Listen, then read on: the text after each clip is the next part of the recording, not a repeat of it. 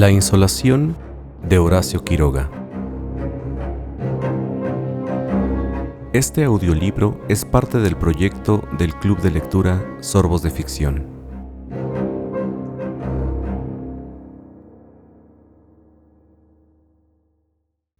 El cachorro Old salió por la puerta y atravesó el patio con paso recto y perezoso. Se detuvo en la linde del pasto, estiró al monte, entrecerrando los ojos, la nariz vibrátil, y se sentó tranquilo. Veía la monótona llanura del Chaco, con sus alternativas de campo y monte, monte y campo, sin más color que el crema del pasto y el negro del monte. Este cerraba el horizonte, a 200 metros, por 3 lados de la chacra.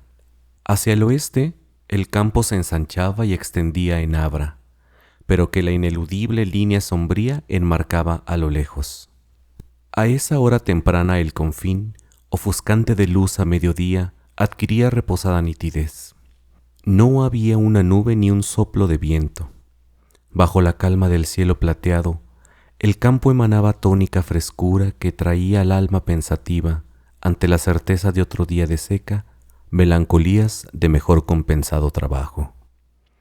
Milk, el padre del cachorro, cruzó a su vez el patio y se sentó al lado de aquel, con perezoso quejido de bienestar. Permanecían inmóviles, pues aún no había moscas.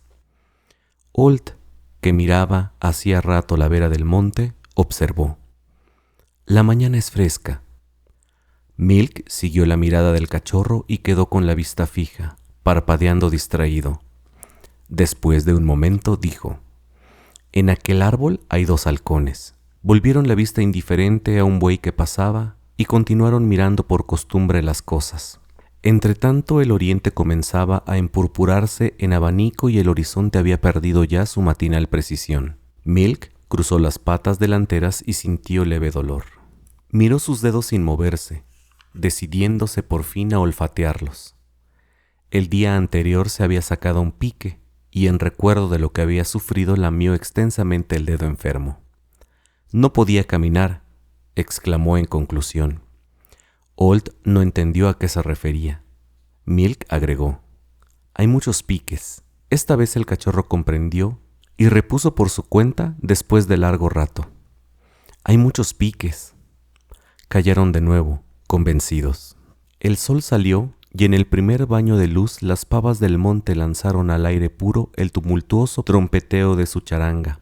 Los perros, dorados al sol oblicuo, entornaron los ojos, dulcificando su molicie en beato pestañeo. Poco a poco la pareja argumentó con la llegada de los otros compañeros. Dick, el taciturno preferido; Prince, cuyo labio superior, partido por un coatí, dejaba ver 2 dientes; e Isondú, de nombre indígena. Los 5 fox terriers, tendidos y muertos de bienestar, durmieron. Al cabo de 1 hora irguieron la cabeza. Por el lado opuesto del bizarro rancho de 2 pisos, el inferior del barro y el alto de madera, con corredores y baranda de chalé. Habían sentido los pasos de su dueño, que bajaba la escalera. Mr. Jones, la toalla al hombro, se detuvo un momento en la esquina del rancho y miró el sol, alto ya. Tenía aún la mirada muerta y el labio pendiente, tras su solitaria velada de whisky más prolongada que las habituales. Mientras se lavaba, los perros se acercaron y le olfatearon las botas, meneando con pereza el rabo. Como las fieras amaestradas, los perros reconocen el menor indicio de borrachera en su amo. Se alejaron con lentitud a echarse de nuevo al sol. Pero el calor creciente les hizo presto abandonar aquel por la sombra de los corredores.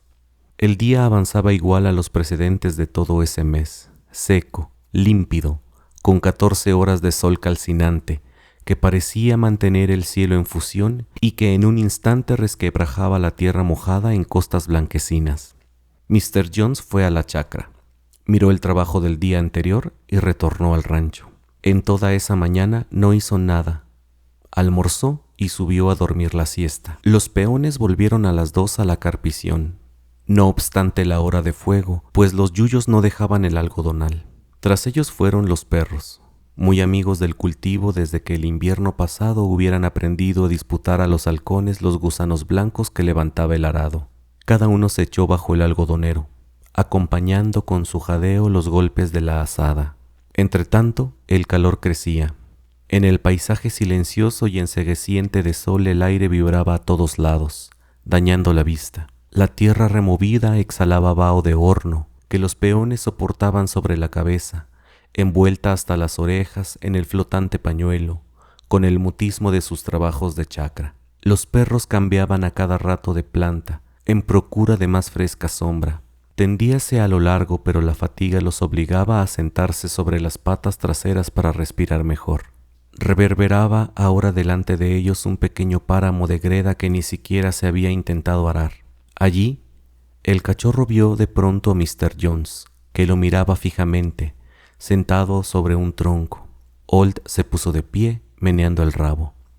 Los otros levantáronse también, pero erizados. «¡Es el patrón!», exclamó el cachorro, sorprendido de la actitud de aquellos. «No, no es él», replicó Dick. Los 4 perros estaban juntos gruñendo sordamente sin apartar los ojos de Mr. Jones, que continuaba inmóvil, mirándolos. El cachorro, incrédulo, fue a avanzar, pero Prince le mostró los dientes. «No es él, es la muerte». El cachorro se erizó de miedo y retrocedió al grupo. «¿Es el patrón muerto?», preguntó ansiosamente. Los otros, sin responderle, rompieron a ladrar con furia, siempre en actitud de miedoso ataque.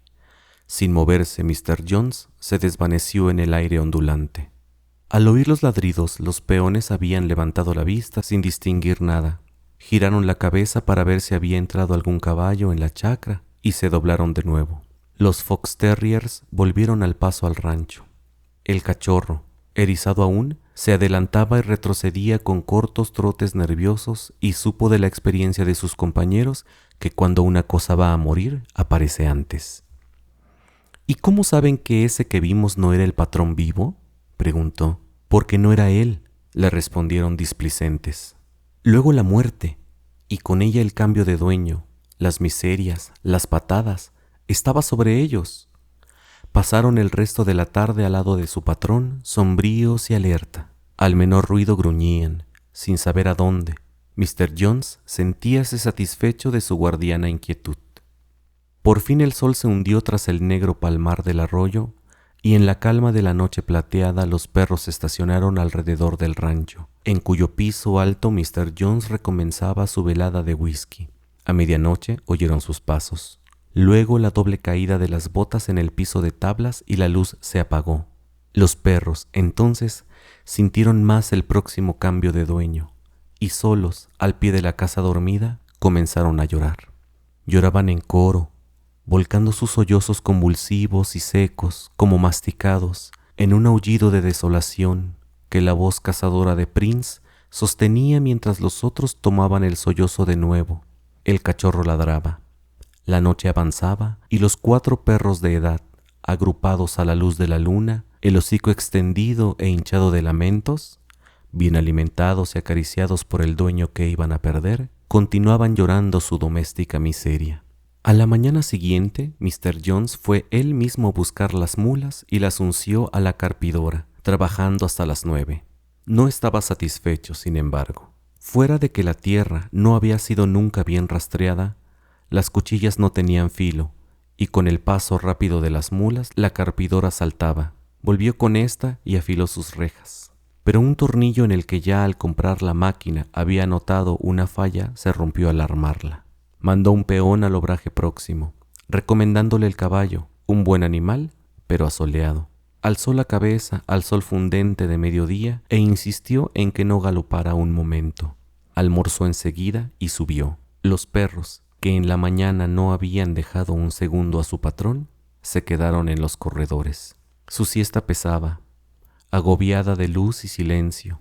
Todo el contorno estaba brumoso por las quemazones.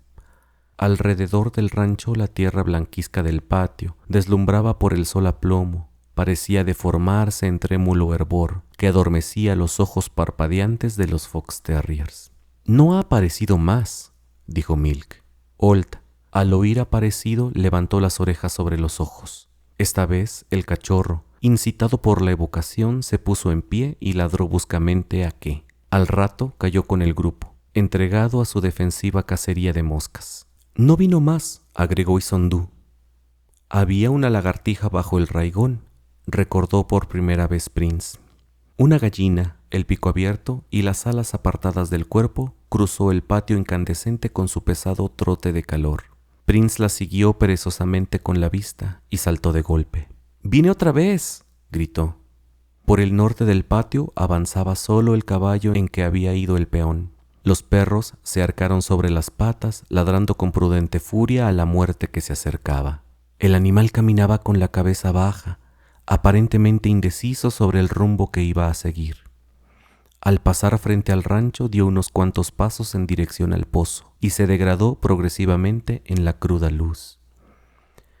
Mr. Jones bajó, no tenía sueño. Disponíase a proseguir el montaje de la carpidora cuando vio llegar inesperadamente al peón a caballo. A pesar de su orden, tenía que haber galopado para volver a esa hora.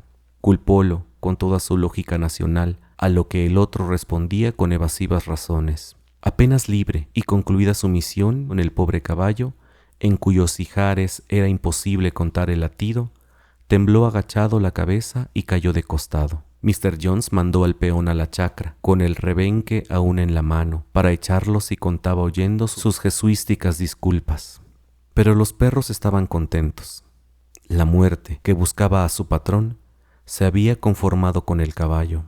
Sentíanse alegres, libres de preocupación, y en consecuencia disponíanse a ir a la chacra tras el peón cuando oyeron a Mr. Jones que gritaba a éste, lejos ya, pidiéndole el tornillo. No había tornillo. El almacén estaba cerrado, el encargado dormía, etc. Mr. Jones, sin replicar, descolgó su casco y salió él mismo en busca del utensilio. Resistía el sol como un peón y el paseo era maravilloso contra su mal humor. Los perros lo acompañaron, pero se detuvieron a la sombra del primer algarrobo. Hacía demasiado calor.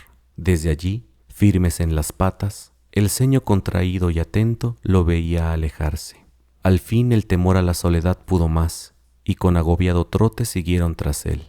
Mr. Jones obtuvo su tornillo y volvió. Para acortar distancia, desde luego, evitando la polvorienta curva del camino, marchó en línea recta a su chacra.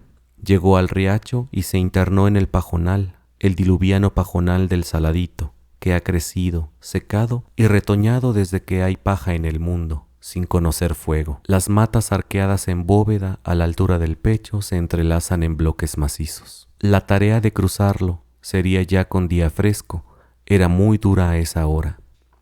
Mr. Jones lo atravesó, sin embargo, braceando entre la paja restallante y polvorienta por el barro que dejaban las crecientes, ahogado de fatiga y acres vaos de nitratos. Salió por fin y se detuvo en la linde. Pero era imposible permanecer quieto bajo ese sol y ese cansancio. Marchó de nuevo. Al calor quemante que crecía sin cesar desde 3 días atrás, agregábase ahora el sofocamiento del tiempo descompuesto.